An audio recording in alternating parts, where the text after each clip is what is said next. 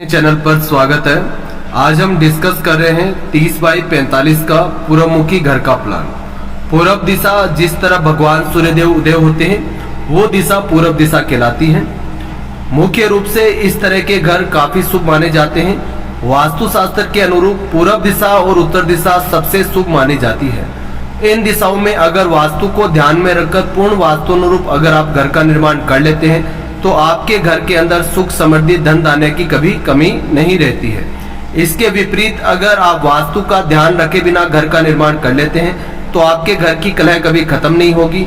बच्चे अगर आपके पढ़े लिखे भी होंगे तो सही समय पर उनका विवाह नहीं होगा, नौकरी और किसी भी तरह के व्यापार में वो सेट नहीं हो पाएंगे और काफी तरह की आपको आर्थिक और शारीरिक परेशानियां भी देखने को मिलेगी। सबसे पहले हम बात करते हैं कि अगर आपका प्लॉट आगे से इस कॉर्नर से लेकर इस कॉर्नर तक 30 फीट की चौड़ाई में कवर कर रहे हैं आप, और लंबाई की बात करें तो इस कॉर्नर से यहाँ तक 45 फीट और बैक साइड में भी 30 फीट, यानी कि चौड़ाई दोनों तरफ से आप बराबर ले रहे हैं और लंबाई भी बराबर ले रहे हैं 45 फीट। तो ये आपके लिए काफी एक अच्छा घर बन सकता है। किस तरह आपको घर का निर्माण करना चाहिए, कहाँ पर आपको दरवाजे देने हैं, कहाँ पर किन चीजों को आपको बनाना चाहिए, डिस्कस करते हैं। सबसे पहले देखिए, पूर्वमुखी जो घर होता है उसके अंदर मुख्य द्वार हमेशा आपको इस कॉर्नर में देना है। ठीक है, यहाँ पर आप अपना मुख्य द्वार दे सकते हैं। अगर बड़ा द्वार दे रहे हैं तो ईशान की तरफ ही आपको बढ़ाना है, ना कि अग्नि कॉर्नर की तरफ। ये जो कॉर्नर कहलाता है ये अग्नि कॉर्नर कहलाता है, यानी कि ये अग्नि का स्थान होता है। इस तरफ अगर आप दरवाजा देते तो घर के अंदर आपको काफी नुकसान देखने को मिलते हैं। इसके विपरीत अगर आप ईशान कॉर्नर की तरफ अपना दरवाजा बढ़ाते हैं तो आपके घर के अंदर काफी बेनिफिट्स आपको देखने को मिलते हैं। हो सके तो आपके तीसरे या चौथे पद पर ही आपको अपना मुख्य द्वार रखना चाहिए। जैसे आप अंदर प्रवेश करते हैं तो आप पार्किंग एरिया दे सकते हैं, लेकिन ध्यान रखें पूर्वमुखी घर बनाते समय कभी भी ईशान कॉर्नर के अंदर कभी भी पार्क ना करें, यानी कि ऐसी गाड़ी जिसको आप पूर्ण रूप से चलाते भी नहीं और वो स्थायी रूप से यहाँ खड़ी रहती है, तो ऐसी गाड़ी यहाँ पर कभी भी खड़ी ना करें, क्योंकि जो ईशान कॉर्नर है वो जितना हल्का जितना नीचा होगा उतना ही आपके लिए धन धान्य सुख समृद्धि देने वाला होगा। इसके बाद हम बात करते हैं घर के अंदर के मुख्य द्वार की। अंदर का मुख्य द्वार जिसको हम घर की मुख्य चौखट कहते हैं। यहाँ पर आप देख रहे हैं पार्किंग हमने 12 बाई 13 फीट की ली है।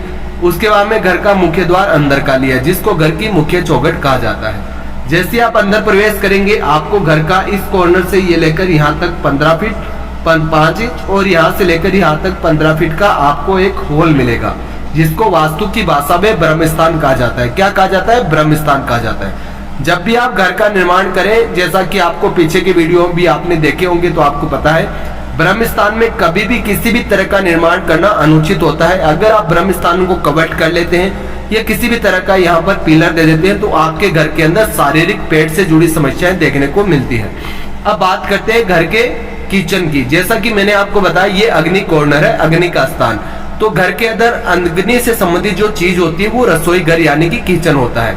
अग्नि कॉर्नर अगर आपका सही है तो घर की माताएं बहनों का स्वास्थ्य उत्तम रहता है, उनका घर के सदस्यों से प्यार मोहब्बत बनी रहती है और घर के अंदर सुख शांति बनी रहती है। यथास्थान किचन होने का बहुत ज्यादा बेनिफिट्स अन्य भी होते हैं। एक रसोई घर दिया गया है, यहाँ पर आपकी विंडो लगेगी। रसोई घर आपकी यहाँ से लेकर यहाँ तक इतनी रहेगी, जो लगभग आप लेके चलिए कि यहाँ से लेकर यहाँ तक 7 फीट है और यहाँ से लेकर यहाँ तक 13 फीट है। ठीक है, तो 7-13 की आपकी रसोई रहेगी। यहाँ पर आपका गैस चूल्हा लग जाएगा। उसके बाद में इस दीवार से लेकर यहाँ तक आपका डाइनिंग एरिया दिया गया है। टोटल इस दीवार से लेकर यहाँ तक 15 फीट है और ये आपका 13 फीट है। डाइनिंग एरिया, खाने की टेबल सेट हो जाएगी। 2 विंडो, एक विंडो फ्रंट में, एक विंडो यहाँ ओपन होगी। किचन की भी एक विंडो यहाँ ओपन होगी। किचन के अंदर वेंटिलेशन फैन जरूर लगाए। अगर आप चिमनी नहीं लगाना चाहते, ज्यादा वो कॉस्टली पड़ती है, तो वेंटिलेशन फैन जरूर लगाएं ताकि माताएं बहनों को खाना बनाने में परेशानी ना हो। उसके बाद में देखिए प्रॉपर आपको क्लॉकवाइज सीढ़ियां देनी है, जैसा कि आपको बताया गया है।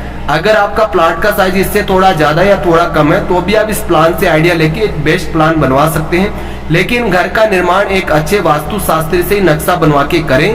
कोई भी आपके निकटतम अच्छे वास्तुशास्त्री उनसे ही नक्शा बनवाएं, क्योंकि देखिए घर बार बार नहीं बनता है। एक त्रुटि होने पर, एक गलती होने पर उसको सुधार करना काफी मुश्किल हो जाता है। वापस तोड़ फोड़ करके सुधार करना बहुत मुश्किल होता है। तो प्रॉपर सही ढंग से शुरू से ही लेके चले। तो यहाँ पर आपको सीढ़ियां देनी है। क्लॉकवाइज का मतलब है जिस तरह आपकी घड़ी घूमती है उसी तरह आपकी सीढ़ियां जब आप छत के ऊपर जाए तो दाहिनी तरफ घूमनी चाहिए। ऐसी सीढ़ियां आपके बच्चों के समृद्धि का सूचक होती है। अगर आप क्लॉकवाइज सीढ़ी बनाते हैं तो बच्चे सही समय पर, सही पद पर, सही जगह पर पहुंच जाते हैं। तो यहाँ पर उसके बाद में हम देखेंगे एक स्टोर रूम दिया गया है, 5.5 ऐसे 8 फीट ऐसे एक स्टोर रूम, घर का कोई भी एक्स्ट्रा सामान है उसको यहाँ रख सकते हैं, ठीक है। उसके बाद में देखिए यहाँ से आप इधर एंटर करते हैं तो यहाँ पर कॉर्नर, कौन सा कॉर्नर है, साउथ और वेस्ट, यानी कि दक्षिण और पश्चिम का कॉर्नर जो मिलता है ये बहुत इंपॉर्टेंट कॉर्नर होता है। जिस तरह आपका देखिए ब्रह्म स्थान, ईशान कॉर्नर, उसी तरह नैर्तज्ञ कॉर्नर, अगर आपका नैर्तज्ञ कॉर्नर घर में सही है तो धन स्थायी रूप से टिकता है। तो ये प्रॉपर आपको कोई एक वास्तुशास्त्री बता सकता है ये सारी चीजें, तो इनको फॉलो करके ही घर बनाए। एक विंडो आप पश्चिम में दें, अटैच लेट बाथ रखे, मास्टर बेडरूम बन जाएगा, 5x8 का बड़ा लेट बाथ है, बैक साइड में वेंटिलेशन विंडो दी गई है और आपका 11x14 फीट का एक रूम है। उसके बाद में यहाँ पर आप देखेंगे तो एक आपके 4x9 फीट का कॉमन लेटरिन बाथरूम है, वेंटिलेशन विंडो बैक साइड में दी गई है। ध्यान रखिए सामने डाइनिंग है, किचन अलग है इसलिए यहाँ पर दिया गया। अगर सामने पूरा किचन होता तो कभी भी इसके ठीक सामने दरवाजे के आपको ये लेट बाथ नहीं देना है, इस चीज का भी विशेष ध्यान रखना है। उसके बाद में इधर प्रवेश करेंगे, इस दरवाजे के ठीक सामने आपको वायव्य कॉर्नर में एक रूम मिल रहा है।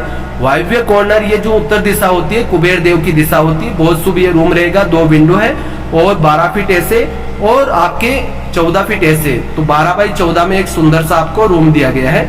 तो प्रॉपर वास्तु को ध्यान में रखकर प्लान किया गया है ग्राउंड फ्लोर का। आई होप आपको इसमें बहुत सी चीजें सीखने को मिली होगी। अब बात करते हैं पूजा घर की।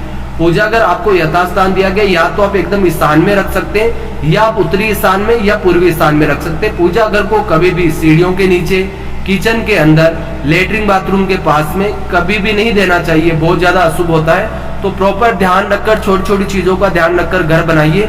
यहाँ तक भी घर बनने के बाद भी कलर कौन सा होना चाहिए, फर्नीचर कैसे लगना चाहिए, वो भी बहुत महत्वपूर्ण होता है। सेफ्टी टैंक का जो वेस्ट है वो कैसे निकलना चाहिए, घर का पानी की निकासी कैसे हो, घर की ढलान कैसे हो, ये सारी चीजें प्रॉपर वास्तु को ध्यान में रखकर आपको बनानी है, ताकि आप भविष्य में किसी भी तरह की परेशानी में ना फंसे और आप ही एक समृद्ध जीवन जी सके।